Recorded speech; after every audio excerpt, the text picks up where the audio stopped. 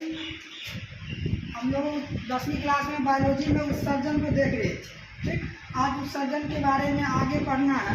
ठीक है, तो उत्सर्जन के बारे में हमने आपको पहले बताया था कि उत्सर्जन मानव शरीर के जैसे जीवित रहने के लिए पोषण की जरूरत पड़ती है, उसी प्रकार उत्सर्जन भी क्या कि मानव के लिए एक अति महत्वपूर्ण क्रिया है।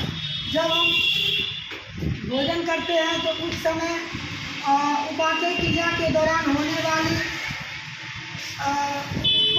विशेष प्रकार के विषैले पदार्थ या हानिकारक पदार्थ को बाहर निकलना ही उत्सर्जन कहलाता है। हमने आपको पहले बताया था कि उत्सर्जन अंग जैसे लीवर हो गया, किडनी हो गया, फेफड़ा हो गया और त्वचा हो गया, ये सब उत्सर्जित अंग आता है। लेकिन सबसे महत्वपूर्ण उत्सर्जित अंग अगर देखा जाए तो वो किडनी होती है। उसको हम महत्वपूर्ण उत्सर्जित अंग बोल सकते हैं, क्योंकि किडनी एक तो ब्लड को क्या करती है, छानती है। ठीक, और उसके बाद हमारे उत्सर्जन में महत्वपूर्ण भूमिका निभाती है किडनी। अब चलिए किडनी के बारे में हम देखते हैं। तो किडनी क्या होती है, यह एक सेम के बीज के आकार के संरचनाएं एक जोड़ा पाई जाती है, सिंगल दो होती है। सेम के बीज के आकार की होती है। इसके अंदर जो होता है एक पिरामिड आकार की संरचनाएं बनने लगती है, जो लगभग 15 से 16 संरचनाएं होती है और यह शंकु की आकार की होती है।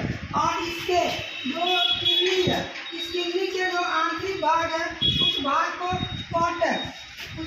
कॉर्टेक्स कहते हैं और बाहरी भाग को मेडुला कहते हैं। और यह मेडुला और कॉर्टेक्स कहते हैं। जिस प्रकार से अगर आप देखिए तो यह किडनी से जो नालिकाएं निकली रहती है जिसको मूत्र वाहिनी कहते हैं।